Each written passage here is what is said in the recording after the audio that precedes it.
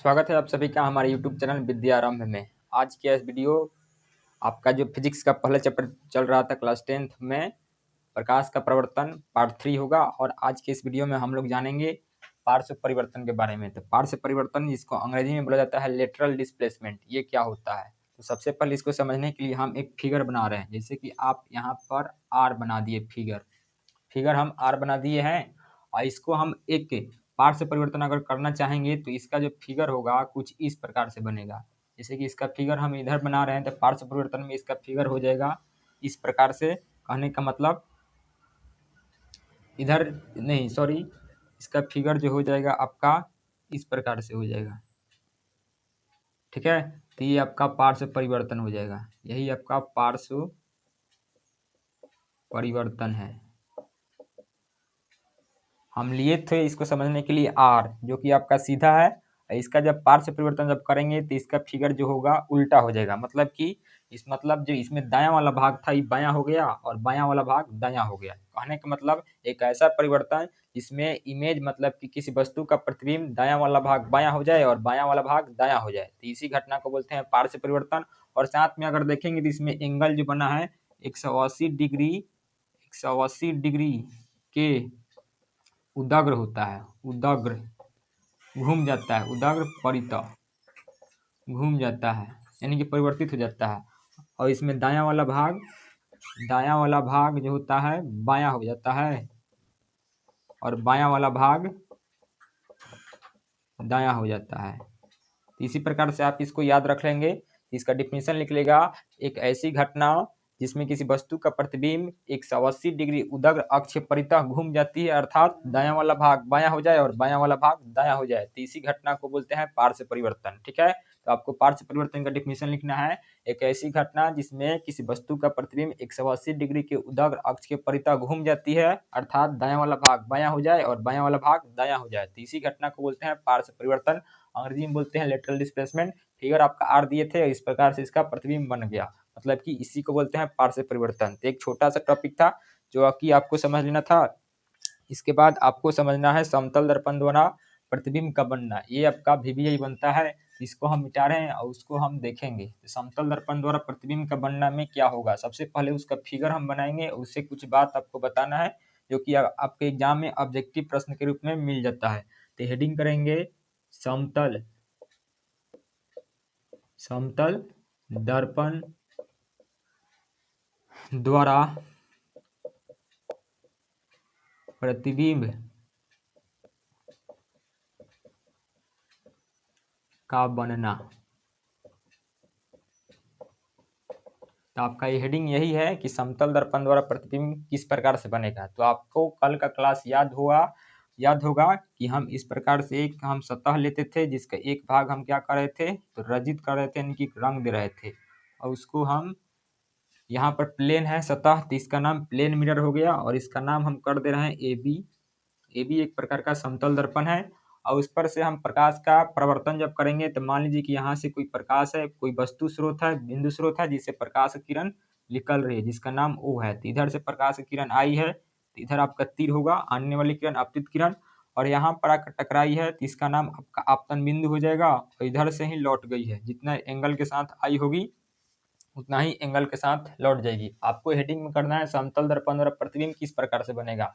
तो प्रतिबिंब में कल के सेशन में हम बताए थे कि प्रतिबिंब जब दो किरण आरेख आपस में जहां पर कट करती है वहीं पर प्रतिबिंब बनता है। तो यहाँ पर देखेंगे तो आपका प्रतिबिंब नहीं बना है, तो इसको प्रतिबिंब बनाने के लिए हम यहाँ से एक और किरण लेंगे जो कि लंबवत होगा तो इसी पथ पर आएगी और इसी पथ पर टकरा करके लौट जाएगी। मतलब कि परिवर्तन कोण का मान इसमें कल का याद होगा कि समतल दर्पण पर लंबवत पड़ने वाली प्रकाश किरण का परिवर्तन कोण का मान कितना होता है, तो 0 डिग्री होता है। मतलब कि यहीं पर से अपने 90 एंगल के साथ लौट जाएगी। तो यहाँ पर इसका भी प्रतिबिंब नहीं बना, तो इसको हम अपने से कल्पना करेंगे। तो इसको अपने से हम नीचे की ओर जब खींचेंगे डॉटेड रेखा में तो यहाँ पर भी देखेंगे, और फिर इसको हम अपने से कल्पना करेंगे, तो इसको जब खींचेंगे तो यहाँ पर कुछ इस प्रकार से जा करके यहाँ पर कट करेगा। जब कट करेगा तो वस्तु वो है तो उसका प्रतिबिंब ओ डैश, डैश का मतलब प्रतिबिंब हुआ। तो यहाँ पर इस वस्तु का प्रतिबिंब ओ डैश प्राप्त हुआ है। तो देखिए कि किस रूप में प्राप्त हुआ है, आभासी मतलब काल्पनिक रेखा के द्वारा प्राप्त हुआ है, और वस्तु जो है आपका रियल रेखा के द्वारा बना था, मतलब कि इसका प्रतिबिंब जो बना आपका काल्पनिक रेखा में बना, मतलब कि आभासी प्रतिबिंब हुआ, ठीक है। तो यहाँ पर आपका प्रश्न बनता है कि क्या समतल दर्पण पर जब जिस वस्तु का प्रतिबिंब बनता है तो वास्तविक होता है कि आभासी होता है। तो आपका आंसर होगा इमेज देख करके क्या कि आभासी होता है या फिर काल्पनिक होता है। और दूसरा ऑब्जेक्टिव बनेगा कि समतल दर्पण तो ये है, वस्तु ऊपर रखे हैं, प्रतिबिंब उसके नीचे बना है, मतलब कि दर्पण के पीछे बना है। तो समतल दर्पण द्वारा बना वस्तु का प्रतिबिंब दर्पण के पीछे बनता है, जो कि आभासी होता है। और आभासी प्रतिबिंब हमेशा क्या होता है, सीधा होता है। तो ये भी आपको याद रख लेना है। फिर आपसे एग्जाम में प्रश्न पूछता है कि वस्तु की दूरी समतल दर्पण जितना वस्तु की दूरी होती है वही क्या प्रतिबिंब की दूरी के बराबर होता है। तो आप फिगर में देखेंगे तो बोलेंगे कि यस, यहाँ पर जो ओ है वही ओ डैश ए है, मतलब कि वस्तु की दूरी, ये आपका वस्तु दूरी है, ये आपका प्रतिबिंब दूरी है, प्रतिबिंब दूरी है। देखेंगे कि समतल दर्पण में वस्तु की दूरी प्रतिबिंब की दूरी के बराबर होती है, मतलब कि यहाँ पर समतल दर्पण में वस्तु दूरी बराबर में प्रतिबिंब दूरी। तो यही आपको याद रखना है। VBI ऑब्जेक्टिव प्रश्न बनता है कि समतल दर्पण में वस्तु की दूरी किसके बराबर होती है, तो प्रतिबिंब के दूरी के बराबर होती है। तो यही आपको यहाँ पर एक बार साबित कर लेना है। इसको अपने से ही यहाँ पर किताब में तो लिख दिया है, लेकिन आपको बताना है कि क्या इस प्रकार से जो दिखा गया ये सही है या फिर गलत है। तो इसको साबित करने के लिए आप क्या करेंगे, तो आपको थोड़ा सा यहाँ पर करना पड़ेगा, मैथ वाला कंसेप्ट लगाना पड़ेगा। तो हम यहाँ पर मान रहे हैं कि कोई एंगल बन रहा है थीटा, थीटा बन रहा है। तो जब ऊपर में एंगल थीटा बनेगा तो नीचे भी आपका एंगल क्या बनेगा, थीटा बनेगा। तो थीटा बनेगा तो इसका एकांतर यानी कि शीर्षाभिमुख कोण से ये भी आपका थीटा हो जाएगा। तो आपको किसको लेना है, तो एक ऊपर वाला वस्तु की दूरी को दिखाना है प्रतिबिंब की दूरी के बराबर। तो आपको पता होगा एक निष्पत्ति टेन थीटा बराबर में P/B। P का मतलब होता है लंब और B का मतलब होता है आधार। तो इसके आप थोड़ा सा हम इसके बारे में बता दे रहे हैं कि मान लीजिए कि एक समकोण त्रिभुज है, समकोण त्रिभुज है जिसमें ये आपका एंगल है, ए है, बी है और सी है। तो 90 के सामने वाला आपका एच होता है कर्ण, एच माने कर्ण। एंगल के सामने वाला आपका लंब होता है यानी कि पी, और जो बच जाता है ये आपका बी होता है जिसको बोलते हैं आधार। तो देखेंगे तो यहाँ पर यही कंसेप्ट लगेगा कि यहाँ पर एक समकोण त्रिभुज बन रहा है जिसका नाम है ओ ए, यहाँ पर इसका नाम करते हैं सी, OAC है, जिसमें एंगल आपका थीटा है। तो थीटा के सामने वाला आपका हो जाएगा लंब और 90 के सामने वाला हो जाएगा आधा यानी कि कर्ण, और नीचे जो बच गया ये आपका AC जो हो गया आधार हो गया। तो यहाँ पर आप देखेंगे टेन थीटा बराबर होता है P/B। हम टेन ही थीटा क्यों लिए, क्योंकि हमको एगो इससे मतलब है, मतलब कि OA से मतलब है और एक AC से मतलब है, जो हमारे लिए लंब है और आधार है। तो लंब और आधार में निष्पत्ति लगता है टेन का। तो लिखेंगे कि त्रिभुज, यहाँ पर देख रहे हैं कि त्रिभुज, समकोण त्रिभुज आप लिख सकते हैं, समकोण त्रिभुज, समकोण त्रिभुज OAC में tan theta is equal to क्या होता है P/B। तो P/B यहाँ पर लिख दिए। तो tan theta is equal to P बराबर क्या होगा, यानी कि एंगल के सामने वाला OA, तो OA बटा B का मतलब AC, नीचे वाला AC। इसको हम मान लिए समीकरण 1, ठीक है।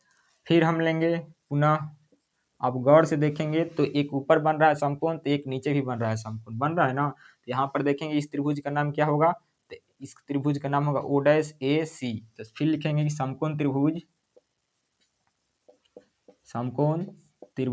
O'AC में।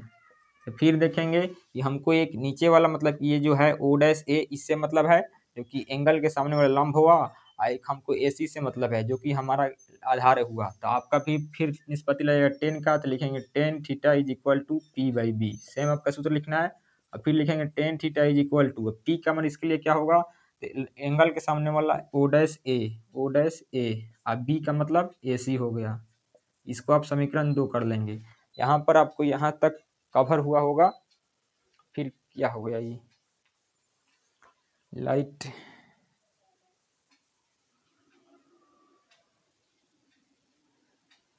का प्रॉब्लम,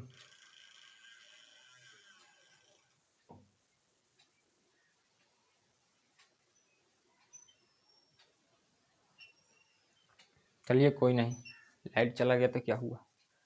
इसके बाद आप देखेंगे कि टेन थीटा समीकरण 1 में आया है ओ ए बट्टा ए सी, और टेन समीकरण 2 में आया है टेन थीटा बराबर ओ डैश ए बट्टा ए सी। तो देखेंगे कि समीकरण 1 में और समीकरण 2 में इधर वाला बराबर कि इधर वाला LHS होता है। तो समीकरण 1 और 2 में LHS सेम है। तो जब दो समीकरण में किसी एक भाग का मान समान होता है तो अपने आप उसका अलग मतलब दूसरा भाग समान हो जाता है। तो लिखेंगे कि समीकरण 1 और 2 से तो जो एक है आपका क्या, तो इसमें एन टेन थीटा और टेन थीटा अपने में बराबर हो गया। तो एक बराबर हो गया ओ ए और बटा का ए सी बराबर में ओ डैश ए बटा का ए सी। आप देखेंगे ए सी कट गया तो जो बचेगा ओ ए बराबर में ओ डैश ए, यही आपका निकल के व्यंजक आएगा। तो ओ ए बटा यहाँ पर नहीं दिखाई दे रहा है तो इसको हम यहाँ पर लिख दे रहे हैं कि कट जाने के बाद आपका मिला क्या, ओ ए बराबर में ओ डैश ए। अब आपका यही व्यंजक मिलकर आया है। तो आप देखें कि ओ ए क्या है, तो ओ ए आपका वस्तु की दूरी है। तो यहाँ पर लिख सकते हैं कि वस्तु दूरी बराबर में ओ डैश ए क्या है, तो ओ डैश ए आपका प्रतिबिंब दूरी है। तो प्रतिबिंब दूरी, तो यहाँ पर यही आपको प्रूव करना था कि समतल दर्पण में बना प्रतिबिंब वस्तु की दूरी के बराबर होता है। मतलब कि जो वस्तु का प्रतिबिंब बनेगा ये भी आपको नहीं दिखाई दे रहा है। तो इसको यहाँ पर क्या करेंगे, बार बार मिटाना पड़ रहा है। तो यहाँ पर इसको लिख सकते हैं कि वस्तु दूरी बराबर में प्रतिबिंब दूरी। यहाँ पर यही आपका व्यंजक निकल के आएगा। यहाँ पर ओ ए देखेंगे तो ए आपका वस्तु की दूरी है, ओ डैश ए क्या है, तो ओ डैश ए आपका प्रतिबिंब की दूरी है। ये दिखाई दे रहा है कि नहीं, ठीक है। तो यही आपको प्रूव करना था। तो आशा है कि आपको ये अच्छे से समझ में आया होगा। हमारा मकसद यही था कि समतल दर्पण में जो वस्तु का प्रतिबिंब बनता है वो किसके बराबर होता है। तो समतल दर्पण में जितना वस्तु के आगे वस्तु को रखेंगे उतना ही पीछे दर्पण में उसका प्रतिबिंब बनेगा। मतलब कि वस्तु की दूरी के बराबर होता है प्रतिबिंब की दूरी समतल दर्पण में। और साथ में अब इसका हमको विशेषता देख लेना है। तो फिगर को हम यही रखेंगे और विशेषता को समझने के लिए हम इधर यहाँ पर मिटा रहे हैं और यहाँ पर इसको एक स्लाइड में इसको कवर कर देंगे। तो आपका हेडिंग करना है कि समतल दर्पण द्वारा बने प्रतिबिंब की विशेषताएं। VBI क्वेश्चन है, VBI है कि समतल दर्पण द्वारा बने प्रतिबिंब की विशेषताएं। VBI प्रश्न आपके एग्जाम में आता है। तो पहले का आपका प्रतिबिंब का विशेषता निकलेगा क्या, कि अभी हम बताए थे कि समतल दर्पण द्वारा जो वस्तु का प्रतिबिंब बनता है काल्पनिक रेखा से बनता है, मतलब कि आभासी होता है। तो आप पहला लिखेंगे कि प्रतिबिंब आभासी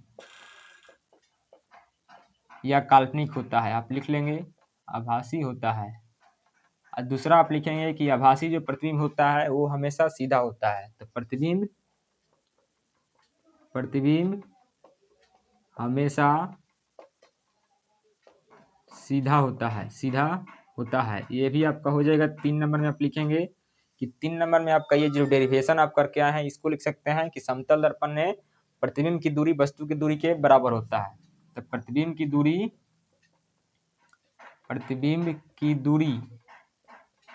वस्तु के दूरी के बराबर होता है। और चौथा में आप लिखेंगे कि अभी हम पार्श्व परिवर्तन बताए हैं। तो समतल दर्पण द्वारा जो प्रतिबिंब बनता है वो पार्श्विक रूप से उल्टा होता है। तो आपको याद रखना है कि प्रतिबिंब पार्श्विक रूप से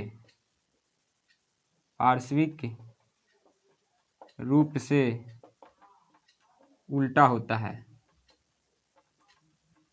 अब फिर अगला इसमें 5 नंबर आप लिख लेंगे कि समतल दर्पण में जो प्रतिबिंब बनता है दर्पण से उतना ही पीछे बनता है जितना वस्तु को दर्पण से आगे रखे हैं। तो यही आपका हो सकता है। इसके बाद आप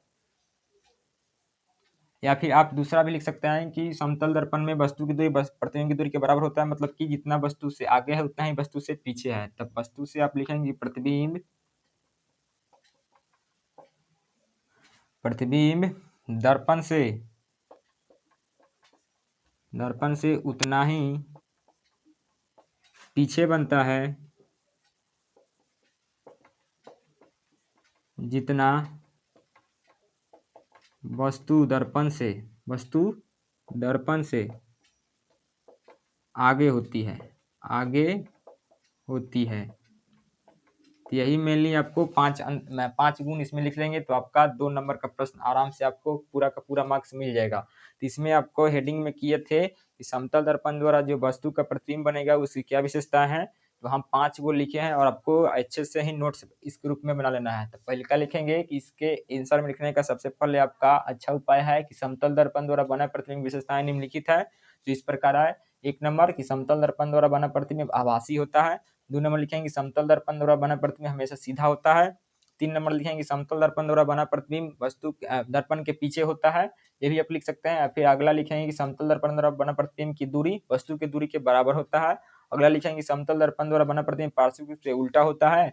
और अगला लिख देंगे कि समतल दर्पण से वस्तु का प्रतिबिंब उतना ही पीछे बनता है जितना वस्तु को दर्पण से आगे रखे हैं। यहाँ पर आप देख सकते हैं कि वस्तु का दूरी यहाँ पर है, मतलब कि वस्तु को दर्पण से इतना दूरी पर रखा गया है आगे, तो उसका प्रतिबिंब भी उतना ही दूरी पर उसके पीछे बना है। तो इसका मतलब यही निकलेगा।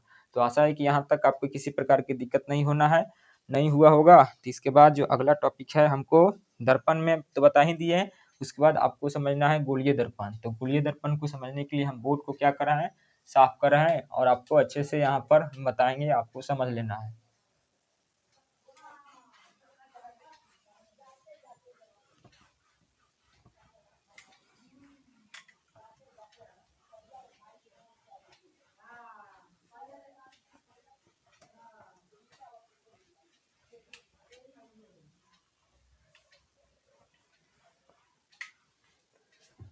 हेडिंग करेंगे आप गोलीय दर्पण। गोलीय दर्पण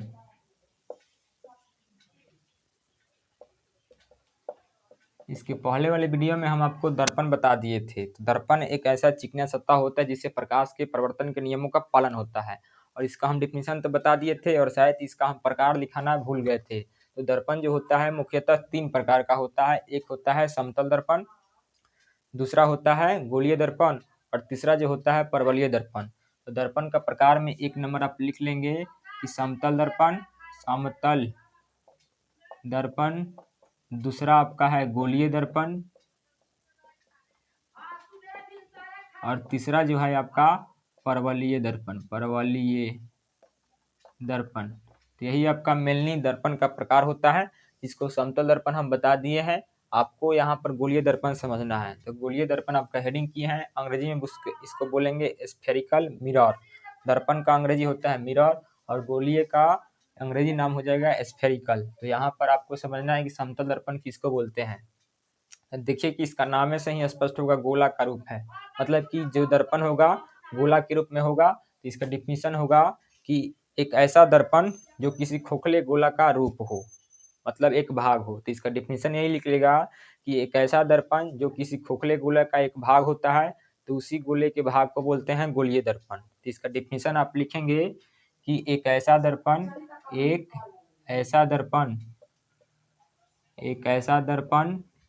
जो किसी खोखले गोले का भाग हो, तो उसे गोलीय दर्पण बोलेंगे, गोलीय दर्पण कहा जाता है। ठीक है, देखिए कि हम यहाँ पर इसका फिगर पहले बना दे रहे हैं कि मान लीजिए कि ये खोखले गोला का भाग है। ठीक है, खोखले गोला का भाग है। तो यहाँ पर हम क्या किए कि खोखला गोला एक बना चुके हैं और इसमें हम क्या किए कि सबसे पहले इसको बाहर से हम रंग दिए हैं। बाहर से क्या किए, इसको हम रंग दिए और फिर एक बार हम क्या किए कि इसको अंदर से हम रंग दिए। अंदर से एक बार हम क्या किए, इसको बाहर से और एक बार अंदर से रंग दिए और बीच में से इसके भाग को हम क्या किए तो काट दिए। तो काट दिए तो देखिए कि यहाँ पर कौ दर्पण आपको मिल चुका है। तो आपका आंसर होगा कि 2 दर्पण आपका मिल चुका है। तो आपका आंसर होगा, आपका क्वेश्चन बनेगा गोलीय दर्पण कितने प्रकार का होता है। तो यह 2 प्रकार का होता है, यह 2 प्रकार का होता है, 2 प्रकार का होता है। और दोनों प्रकार का नाम आपको पूछेगा तो आपका आंसर होगा, एक होता है अवतल दर्पण, अवतल दर्पण, और दूसरा होता है आपका उत्तल दर्पण, उत्तल दर्पण। अंग्रेजी में अवतल को बोलते हैं कनकेव और उत्तल को बोलते हैं कन्वेक्स। ठीक है, तो यहीं पर आपका गोलीय दर्पण का प्रकार हुआ, एक अवतल दर्पण और दूसरा उत्तल दर्पण। तो आपको यहाँ पर बताना है कौन अवतल है और कौन उत्तल है। तो यहाँ पर देखें कि परावर्तक सतह किसको बोलते हैं, तो परावर्तक सतह उसको बोलते हैं जिसमें प्रकाश का किरणों का परिवर्तन हो। आप बताइए कि हम बाहर से इसमें रंग दिए हैं तो इसमें प्रकाश का परिवर्तन होगा, नहीं होगा, लेकिन इधर भाग वाला नहीं रंगे हैं तो इसमें प्रकाश की किरणों का परिवर्तन होगा। तो ये जो है आपका अवतल दर्पण है, अवतल दर्पण है। मतलब कि एक ऐसा दर्पण जिसका परावर्तक सतह धंसा हो, एक ऐसा दर्पण जिसका प्रवर्तक सतह धंसा हो तो उसको बोलते हैं अवतल दर्पण। प्रवर्तक सतह कहने का मतलब इधर वाला भाग, बाहर वाला नहीं, इधर वाला भाग देखिए कि धंसा हुआ है, इसका नाम होगा अवतल दर्पण। या फिर अगर ये बच गया है तो इसका नाम होगा उत्तल दर्पण। तो इसका परिभाषा होता है कि एक ऐसा सतह, गोलीय दर्पण का एक ऐसा भाग जिसका प्रवर्तक सतह देखिए कि ये क्या हुआ, उभरा है, तो उभरा हुआ होगा तो इसको बोलेंगे उत्तल दर्पण, उत्तल दर्पण। तो यहाँ पर इसका डिफिनेशन क्लियर हुआ होगा कि एक ऐसा दर्पण मतलब खोलिए गोलीय दर्पण का एक ऐसा भाग जिसका परावर्तक सतह धंसा होगा तो अवतल होगा, अगर उभरा होगा तो उत्तल होगा। अगर आप इसको भूल जा रहे हैं तो इसको याद करने का तरीका यही है कि यहाँ पर देखिए कि औत, औत का मतलब होता है धंसा हुआ और उत का मतलब होता है उभरा हुआ। तो यहाँ पर भी इसको भी कोरिलेट कर सकते हैं, नहीं तो आप यहाँ पर क्या कर सकते हैं, कनकेव जिसका नाम है ना, इसका नाम अंग्रेजी में है कनकेव मिरर और इसका नाम है कन्वेक्स मिरर, कन्वेक्स मिरर। तो यहाँ पर इसका अंग्रेजी से नहीं भी आप समझ सकते हैं। देखिए कि यहाँ पर केव लगा हुआ है, केव का मतलब होता है गुफा और वेक्स का मतलब होता है बदमाश। तो गुफा का मतलब क्या समझना है, तो गुफा को अपने माइंड में समझना है कि गुफा जो होता है एक प्रकार से गोल टाइप संरचना होती है, इसमें हम अंदर प्रवेश करते हैं, तो अंदर प्रवेश करते हैं लेकिन इसमें प्रकाश की किरण धंसा वाला भाग में प्रवेश करेगा। तो यहाँ पर इसको रिलेट कर सकते हैं कि इसमें जिसका परावर्तक सतह अगर धंसा होगा, गुफा के टाइप का होगा, तो इसको बोलेंगे अवतल दर्पण, और जिसका उभरा हुआ होगा तो उसको उत्तल दर्पण। यहाँ पर आपको, यहाँ पर हम इसको याद करने का ट्रिक भी आपको बता चुके हैं कि केव का मतलब क्या होगा, तो केव का मतलब गुफा हो गया और भेक्स का मतलब बदमाश, यानी कि जो धंसा होगा उसका अवतल होगा और जो उभरा होगा उसको उत्तल बोलेंगे। तो यहाँ पर होने के बाद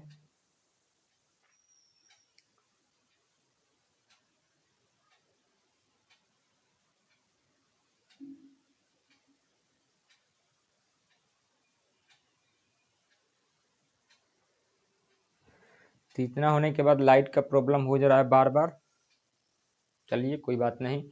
तो गोलीय दर्पण कितना प्रकार का हुआ, दो प्रकार का, एक है अवतल दर्पण, दूसरा है उत्तल दर्पण। गोलीय दर्पण का एक ऐसा भाग जिसका परावर्तक सतह धंसा हो उसको अवतल बोलेंगे, जिसका उभरा हो उत्तल बोलेंगे। ठीक है, अब इसमें एक और बात आपको याद रखना है कि अवतल दर्पण को बोलते हैं अभिसारी दर्पण, अभिसारी, अभिसारी दर्पण। ठीक है, और जो उत्तल है तो उत्तल को बोलते हैं अपसारी दर्पण, अपसारी दर्पण।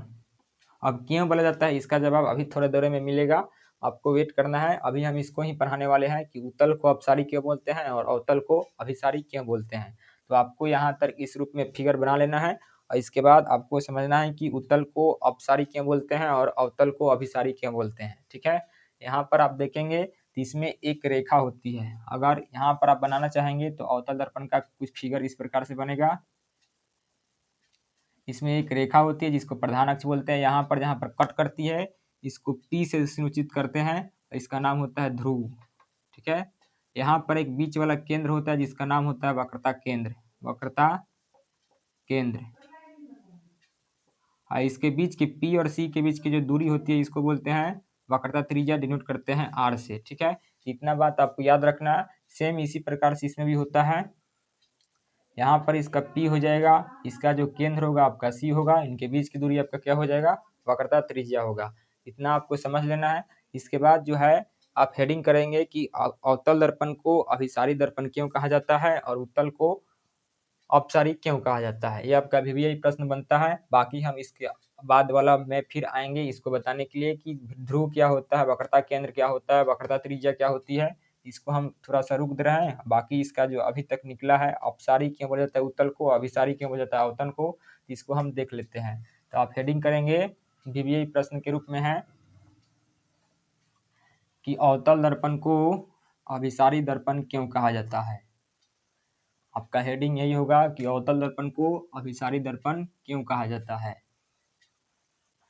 ये आपके एग्जाम में आया हुआ प्रश्न है प्रीवियस ईयर के रूप में। क्वेश्चन है अवतल दर्पण को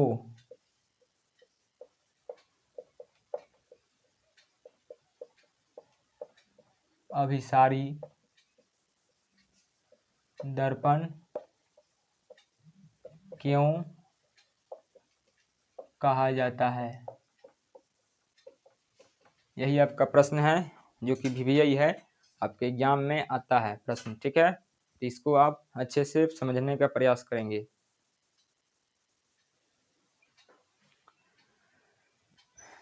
तो इसमें सबसे पहले हम क्या कर रहे हैं, इसको समझने के लिए अवतल दर्पण का एक फिगर बना रहे हैं।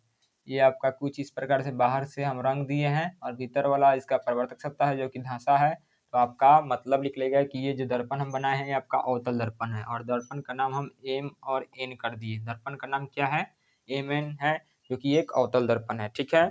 इसके बाद हम क्या करेंगे, तो इसको बीचों बीच से एक प्रधान अक्ष लेंगे, इसका बीच वाला जो भाग होता है यहाँ पर जहाँ कट करता है दर्पण को, इसका हम डिनोट करते हैं पी से, और पी आपका क्या है, ध्रुव है, ठीक है। अब आपको क्या करना है कि अभिसारी दर्पण अवतल को क्यों बोला जाता है, आपको यही समझना है। तो सबसे पहले आप किसी बिंदु स्रोत से प्रकाश की किरण को लेंगे। मान लीजिए कि अनंत से कोई प्रकाश की किरण आ रही है दर्पण में, जो कि अवतल दर्पण है, एम एन एक अवतल दर्पण है, यहाँ पर इसका परिवर्तन हो रहा है, ठीक है। तो जब परिवर्तन होगा तो प्रधान अक्ष जो है ये आपका क्या है, प्रधान अक्ष है, प्रधान अक्ष, ये आपका प्रधान अक्ष है। तो प्रधान अक्ष के जिस बिंदु से होकर ये गुजरती है उसका नाम होता है फोकस, यानी कि एफ। फोकस को डिनोट करते हैं एफ से, कैपिटल एफ से, और फोकस दूरी को स्मॉल एफ से। अभी हम उसको बताएंगे। आप जितना भी किरण लेंगे तो इसका जितना भी प्रॉपर्टी है ये सब आपके यहीं से होकर गुजरेगा, फोकस से ही गुजरेगा, फोकस से आपका ही गुजरता है। तो इसको आप ऐसे ही से गुजारेंगे। आप नीचे से भी ले सकते हैं, अगर इसको भी जाना होगा तो ये फोकस से ही गुजरेगा, ठीक है। आप जितना भी किरण को लेंगे तो जितना भी जाएगा सब परिवर्तन के बाद दर्पण से परिवर्तन होगा और सब आपका फोकस से ही जाएगा। अब फोकस पर क्या करेगा, ये देखिए कि यहाँ पर एक बिंदु पर जो फोकस है यहीं पर सभी किरण एकत्रित हो रही है। तो एकत्रित हो रही है तो अभिसारी का मतलब होता है एक जगह मिला देना। इसके पहले वाला जो चैप्टर है फर्स्ट वीडियो में ही आपको बताए थे, अभिसारी का मतलब होता है एक बिंदु पर एकत्रित कर देना, और अपसारी का मतलब होता है फैला देना। तो यहाँ पर देखेंगे कि सभी किरण क्या कर रहा है, परिवर्तन के बाद फैला दे रहा है। तो फैलाने नहीं, सॉरी, एकत्रित कर दे रहा है। तो एकत्रित करने के इस गुण को ही इस दर्पण का नाम हो जाता है अभिसारी दर्पण। तो इसका आंसर आप लिखेंगे कि चूंकि अवतल दर्पण में आती ही प्रकाश की किरणों का परिवर्तन होने के बाद, दर्पण से परिवर्तन होने के बाद सभी किरणें फोकस पर होकर एकत्रित हो जाती है, फोकस से ही होकर गुजरती है, मतलब फोकस पर एकत्रित हो जाती है। तो एकत्रित होने के कारण या फिर एकत्रित होने के इस गुण के ही कारण अवतल दर्पण को अभिसारी दर्पण कहा जाता है। फिर से एक बार हम बोल रहे हैं कि अवतल दर्पण के प्रधान अक्ष से समांतर आती ही प्रकाश की किरणें दर्पण से परिवर्तन के बाद प्रधान अक्ष के फोकस प्रधान अक्ष पर स्थित बिंदु फोकस से होकर ही गुजरती है, मतलब फोकस पर ही एकत्रित होती है। तो फोकस पर एकत्रित होने के इस गुण के कारण ही अवतल दर्पण को अभिसारी दर्पण कहा जाता है। तो ये आपका क्लियर हुआ होगा। इसके बाद जो है आप हेडिंग करेंगे कि अवतल दर्पण के बाद उत्तल दर्पण, उत्तल दर्पण को अपसारी दर्पण, अपसारी दर्पण क्यों कहा जाता है, ये भी आपका वीवीआई प्रश्न है। तो फिर हम फिगर बनाएंगे, अब की बार किसका बनाना है, तो उत्तल दर्पण का बनाना है, और उसमें प्रकाश की किरणों का परिवर्तन करेंगे। तो देखिए क्या हो रहा है, ये आपका उत्तल दर्पण है जिसका परिवर्तक सतह उभरा हुआ होता है और भीतर वाला भाग रंगा होता है, ठीक है। इसी प्रकार से हम बना दिए हैं। अब हम क्या करेंगे, तो इसमें एक प्रधान अक्ष खींचेंगे, ये आपका पी है, पी हो गया। अब आपको क्या करना है,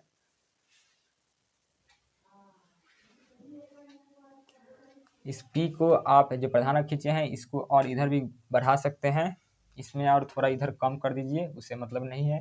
अब आपको क्या करना है कि प्रधान अक्ष के समानांतर इस दर्पण का भी नाम हम कर दिए एम एन। एम एन तुम्हारा क्या है, एक उत्तल दर्पण है। वीडियो की क्वालिटी कैसी है, अच्छी है, ठीक है। एम एन एक प्रकार का उत्तल दर्पण है जिसमें ये आपका क्या है, फोकस है, और जो बी धार वाला होगा ये आपका सी यानी कि वक्रता केंद्र होगा, ठीक है। और सी और पी के बीच की दूरी जो होगा आपका फोकस दूरी होगा, सॉरी वक्रता त्रिज्या होगी। आप पी और एफ के बीच की दूरी आपका फोकस दूरी होगी। उससे अभी हमको मतलब नहीं है, हमको यहाँ पर बताना है कि उत्तल दर्पण को अपसारी दर्पण क्यों कहा जाता है। जब प्रकाश की किरण को हम लेंगे तो इसमें प्रकाश की किरणों का अपवर्तन होने के बाद कुछ इस प्रकार से होगा कि ये फैलती हुई चले जाएगा। जैसे कि आप देखेंगे कि यहाँ पर इसका प्रवर्तक सत्ता है, तो प्रकाश की किरण को इधर से हमको लेना होगा। इधर से आप लेंगे तो आपका गलत हो जाएगा किरण आरेख। तो सबसे पहले आप इधर से लेंगे, इधर से हम लेंगे, इसलिए हमको और इधर बढ़ाए थे, ठीक है। इधर से लेंगे इसका और फिगर अच्छे से बनाते हैं।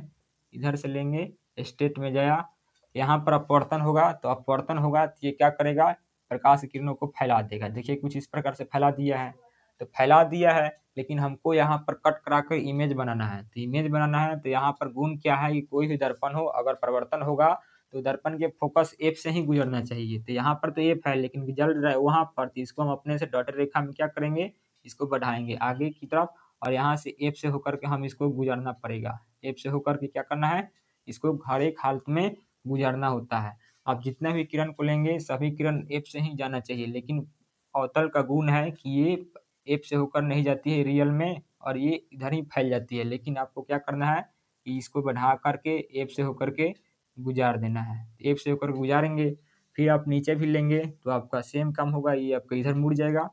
लेकिन आपको करना क्या है कि एफ से होकर के इसको गुजरना है। फिर आपको एक और लेंगे तो आपका फिर लेगा, फिर इधर ही चला जाएगा, लेकिन आपको एफ से होकर के क्या करना है, तो गुजार देना है। तो गुजारना है तो इस प्रकार से जाएगा। अब आप देखिए कि जो प्रकाश की किरण था अवतल दर्पण के समानांतर आया है, तो परिवर्तन तो हुआ है, लेकिन जो इसका रियल पथ है ये फैलता हुआ चला जा रहा है। फैलता हुआ जा रहा है कि नहीं, इस प्रकार से आया, फैल करके चला गया। लेकिन यहाँ पर हम तो इसको अभिसरित किए हैं, प्रयास किए हैं, अपने से कल्पना किए हैं, तो ये हमारे लिए ही है। हमारे लिए ओरिजिनल यही है कि फैलता हुआ चला रहा है, फैलता हुआ चला जा रहा है। तब इसी गुण के कारण ही इसको बोलते हैं अपसारी। फैलाने की इस गुण के कारण बोलते हैं इसको अपसारी दर्पण। उत्तल दर्पण को अपसारी दर्पण बोला जाता है। तो इसमें आपको लिखना हो तो आप कुछ इस प्रकार से लिखेंगे कि अवतल दर्पण है, सॉरी उत्तल दर्पण के समानांतर आती हुई प्रकाश की किरणें दर्पण से परिवर्तन के बाद, दर्पण से परिवर्तन के बाद ये सभी किरणें फैलती हुई चली जाती है। तब फैलने की इस गुण के कारण ही उत्तल दर्पण को अपसारी दर्पण के नाम से जाना जाता है या फिर कहा जाता है। फिर से एक बार हम बोल दे रहे हैं कि उत्तल दर्पण के समानांतर आती हुई प्रकाश की किरणें दर्पण से परिवर्तन के बाद फैलती हुई चली जाती है। तो फैलने की इस गुण के कारण ही उत्तल दर्पण को अपसारी दर्पण कहा जाता है। तो ये भी आपका वीवीआई टॉपिक था, कंप्लीट हुआ। आपको फिर हमको समझ में फिर चलना है गोलीय दर्पण में। जो कुछ पद है उनके बारे में आपको जान लेना है, जो कि आपके एग्जाम में ऑब्जेक्टिव प्रश्न के रूप में पूछ लिया जाता है। ये सभी आप बता रहे हैं, हम बता रहे हैं, इनको आप अच्छे से ही ऐसे ही लिखेंगे, और इसको क्या करेंगे, फिगर जो हम बना रहे हैं उसको उसके नीचे आपको ड्रॉ कर लेना है, तभी आपको अच्छे से समझ में आएगा। और आप इस प्रकार से लिखेंगे, आपके परीक्षा में पूरा का पूरा मार्क्स दिया जाएगा, नहीं तो आपको गड़बड़ होगा, ठीक है। इसमें आप हेडिंग करेंगे गोलीय दर्पण से संबंधित विभिन्न पद क्या है उसको आपको जानना है। हेडिंग है गोलीय दर्पण, गोलीय दर्पण से संबंधित विभिन्न पद क्या क्या हो सकती है, इसको आपको जानना है। तो देखिए कि हम फिगर आपको फिर वही बनाएंगे। तो फिगर हम एक गोलीय दर्पण बना रहे हैं। एक बार हम क्या करेंगे, इसको बाहर से रंगेंगे और एक बार हम इसको अंदर से रंगेंगे। तो जब अंदर से रंगेंगे तो ये हमारे लिए उत्तल दर्पण हो जाएगा, और जब बाहर से रंगेंगे तो ये हमारे लिए वो अवतल दर्पण हो जाएगा, ठीक है। अब आपको क्या करना है, इसमें जो पद आएगा उसको आपको देख लेना है। तो सबसे पहले एक रेखा हम बीचों बीच इस प्रकार से खींच देंगे। इसका जो केंद्र होगा, इस केंद्र का नाम हम दे देंगे सी। सी यानी कि केंद्र है। अब कौन सा केंद्र है, तो सी का नाम आपका होगा वक्रता केंद्र, वक्रता केंद्र, ठीक है। और जो कट किया है इस दर्पण के दोनों भाग पर, इसको हम नाम देंगे P। और P आपके लिए क्या होगा? ध्रुव होगा। P आपके लिए क्या होगा? ध्रुव होगा। ठीक है, अब आपको क्या करना है, इसको आपको इसमें देखना है कि और क्या क्या हो सकता है। तो जो किसी है इसको तो बोल दिए वक्रता केंद्र, जो दर्पण के बिंदुओं को मध्य बिंदु में काटा है इसका नाम हो गया आपका P। और P आपके लिए हो गया ध्रुव। अब ध्रुव के बाद एक और होता है जिसको आपको समझना है, एक होता है एफ।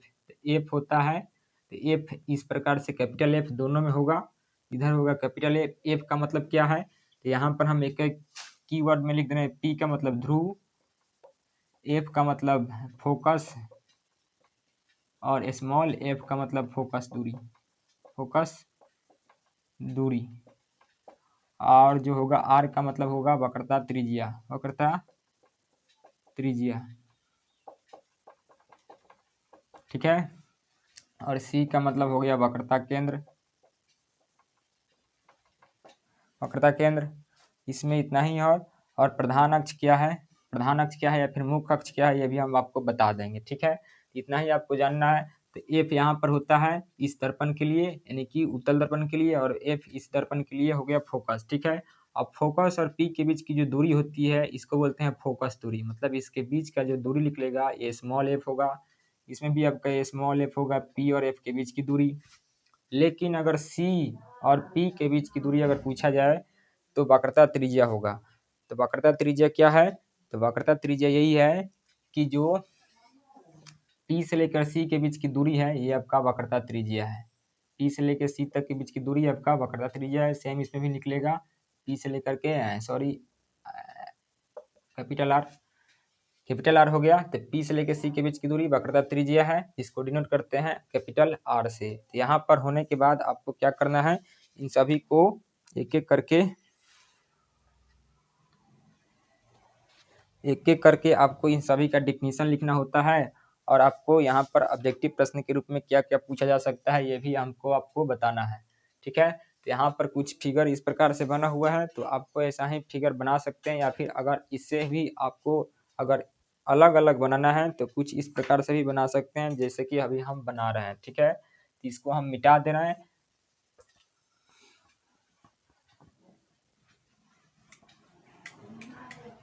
इसको आपको बताना है, तो हम पहले अवतल दर्पण बना रहे हैं। एमएन एक अवतल दर्पण है, इसमें ये आपका पी हो गया, इधर आपका सी हो गया, इधर आपका एफ हो गया। ठीक है, अब एफ हो गया और इसके बीच की दूरी जो हो गई आपकी स्मॉल एफ हो गई। सी और पी के बीच की दूरी जो हो गई आपका कैपिटल आर हो गया। सेम आपका इसी प्रकार से होगा उत्तल दर्पण में। तो उत्तल दर्पण में आप इस प्रकार से बनाएंगे, इसमें भी आपका एम एन एक उत्तल दर्पण हुआ, ये आपका पी है, इधर आपका सी है, इधर आपका एफ है। इनके बीच का जो दूरी हो गया पी और एफ के बीच की स्मॉल एफ, अब पी और सी के बीच की दूरी जो हो गया आपका कैपिटल आर, यानी कि वक्रता त्रिज्या हो गया। ठीक है, अब आपको यहाँ पर एक वर्ड लिखेंगे, इसमें अभी आपको ऐड कर देना है प्रधान अक्ष, प्रधान अक्ष, प्रधान अक्ष। इसके बाद आप लिख सकते हैं क्या, द्वारक, द्वारक हो गया, या फिर एक गौण अक्ष भी होता है उसको भी हम बता देंगे। ये आपको हमको ये बताना है इसलिए हम आपको लिख दिए हैं। आपको यहाँ से एक एक करके ध्रुव का डिफिनीशन लिखना है। तो सबसे पहले आप लिखेंगे ध्रुव यानी कि पी, पोल बोलेंगे अंग्रेजी में, डिनोट करेंगे पी से। ठीक है, तो ध्रुव क्या होता है, तो ध्रुव के बारे में आपको जानना हो तो लिखेंगे कोई भी दर्पण हो, गोलीय दर्पण का मतलब मध्य बिंदु ही आपका ध्रुव कहलाता है। गोलीय दर्पण का मध्य बिंदु आपका क्या कहलाता है, ध्रुव कहलाता है। कोई भी दर्पण हो अगर उसका मध्य बिंदु को दिखाना है, अगर गोलीय दर्पण है तो उसको ध्रुव बोलेंगे। तो गोलीय दर्पण का मध्य बिंदु क्या कहलाता है, ध्रुव कहलाता है। इसको डिनोट करते हैं पी से। उसके बाद आपका फोकस हुआ, तो फोकस को, फोकस यानी कि स्मॉल नहीं कैपिटल, फोकस दूरी आपका स्मॉल होता है तो फोकस आपका कैपिटल है, तो फोकस दूरी आपका स्मॉल ऑफ होता है। लेकिन आपको बताना है हमको फोकस, तो फोकस के बारे में आप देखेंगे कि गोलीय दर्पण कोई भी हो, मतलब कि अवतल हो चाहे उत्तल हो, तो गोलीय दर्पण अगर होगा तो उसमें प्रकाश की किरणों का अगर अपवर्तन परिवर्तन होगा तो दर्पण के जिस भाग से यानी प्रधान अक्ष के जिस बिंदु से होकर गुजरेगा उसी दर्पण को नाम देते हैं, मतलब उस बिंदु को नाम देते हैं फोकस। जैसे कि यहाँ पर हम दिए थे, एक प्रकाश किरण लिए थे, चला गया था फोकस से। कोई भी दर्पण हो, इसमें भी आप देखेंगे तो गया था इधर, लेकिन इसमें हमको डॉटेड करके यहाँ पर फोकस से ही गुजरना होता है। तो इसका आंसर होगा डेफिनिशन कि गोलीय दर्पण के प्रधान अक्ष पर स्थित एक ऐसा बिंदु, ये आपका प्रधान अक्ष है, प्रधान अक्ष पर स्थित है फोकस। ये लिखेंगे कि गोलीय दर्पण के प्रधान अक्ष पर स्थित एक ऐसा बिंदु जिससे परिवर्तन के बाद किरणें फोकस से होकर गुजरती है, मतलब कि उसी से होकर गुजरती है, तो उसी बिंदु का नाम होता है फोकस एफ। स्मॉल एफ नहीं, कैपिटल एफ। बाकी है आपका फोकस दूरी स्मॉल एफ। तो फोकस दूरी के बारे में आप लिखेंगे कि ध्रुव और फोकस के बीच की दूरी फोकस दूरी, ध्रुव और फोकस के बीच की दूरी फोकस दूरी कहलाती है, जिसको डिनोट करते हैं स्मॉल एफ से। बाकी रह गया आपका त्रिज्या। तो त्रिज्या के बारे में लिखेंगे गोलीय दर्पण, जिस गोले का भाग होता है उसकी त्रिज्या को ही बोलते हैं क्या, गोलीय, मतलब कि वक्रता त्रिज्या। इसका नाम ऐसा है कि गोलीय दर्पण जिस गोले का भाग होता है उसकी त्रिज्या को ही नाम देते हैं वक्रता त्रिज्या। इसको डिनोट करते हैं कैपिटल आर से। उसके बाद जो है आपका वक्रता केंद्र है। तो वक्रता केंद्र में क्या है, इसका भी नाम से ही आपका डिफिनेशन है कि गोलीय दर्पण जिस गोले का भाग होता है उसके केंद्र को नाम देते हैं वक्रता केंद्र। गोलीय दर्पण जिस गोले का भाग होता है उसके केंद्र को बोलते हैं वक्रता केंद्र। वक्रता केंद्र को डिनोट करते हैं कैपिटल सी से, ठीक है। उसके बाद है आपका प्रधान अक्ष और द्वारक रह गया है। तो प्रधान अक्ष क्या होता है, तो इसको देखना है कि यही जो है आपका प्रधान अक्ष है, प्रधान अक्ष होता है। यही जो रेखा है आपका प्रधान अक्ष है, प्रधान अक्ष है, प्रिंसिपल एक्सिस अंग्रेजी में बोलेंगे। तो देखिए कि ये वक्रता केंद्र से होकर के गुजरा है और कहाँ तक गया है, वक्रता केंद्र से होकर गुजरा है और ध्रुव तक गया है। तो इसका आंसर होगा कि गोलीय दर्पण के वक्रता केंद्र से गुजरती हुई ऐसी रेखा जो ध्रुव तक जाए, तो उस रेखा को नाम देते हैं प्रधान अक्ष। गोलीय दर्पण के वक्रता केंद्र से गुजरती हुई एक ऐसी रेखा जो दर्पण के ध्रुव तक जाए या फिर ध्रुव को मिलाती है, तो उसको बोलते हैं प्रधान अक्ष। इसको दूसरे शब्दों में लिख सकते हैं कि प्रधान अक्ष को ध्रुव से मिलाने वाली सरल रेखा को ही नाम देते हैं प्रधान अक्ष। प्रधान अक्ष क्या होगा, तो वक्रता केंद्र को ध्रुव से मिलाने वाली सरल रेखा को ही नाम देते हैं प्रधान अक्ष। तो इसके बारे में लिख सकते हैं। अब रह गया आपका द्वारक, जो कि आपका VVI है। तो द्वारक को क्या है, ये देखिए कि Mn एक दर्पण है, अवतल है, यहाँ पर Mn एक उत्तल दर्पण है। तो Mn एक उत्तल दर्पण है, यहाँ पर Mn एक अवतल दर्पण है। तो इसके बीच का जितना चौड़ाई हुआ, जैसे कि यहाँ पर देखिए कि इतना चौड़ाई हुआ, इसमें इतना चौड़ाई हुआ, तो इसी चौड़ाई को ही नाम देते हैं द्वारक। मतलब कि दर्पण का चौड़ाई का द्वारक कहते हैं, मतलब गोलीय दर्पण की चौड़ाई को ही क्या कहते हैं, द्वारक कहते हैं। इसमें आप लिख सकते हैं सिंपल भाषा में कि दर्पण की चौड़ाई द्वारक कहलाती है। यहाँ तक आपको आशा है कि कंप्लीट हुआ होगा, किसी प्रकार की दिक्कत नहीं हुआ होगा। तो यहाँ तक होने के बाद हमको अगले वीडियो में फोकस दूरी और वक्रता त्रिज्या के बीच संबंध आपको सत्यापित करना है, डेरिवेशन कराना है। इसको हम अगले पार्ट में करवाएंगे। तब तक ये वीडियो आपको कैसा लगा, इस वीडियो में आपने क्या सीखा, अगर आपको अच्छा लगा है तो चैनल पर पहली बार होंगे तो ज़रूर सब्सक्राइब कर लेंगे और वीडियो को लाइक कर लेंगे, ठीक है। और दोस्तों के पास हो सके तो ज़रूर शेयर करने का प्रयास करेंगे। तब तक के लिए धन्यवाद।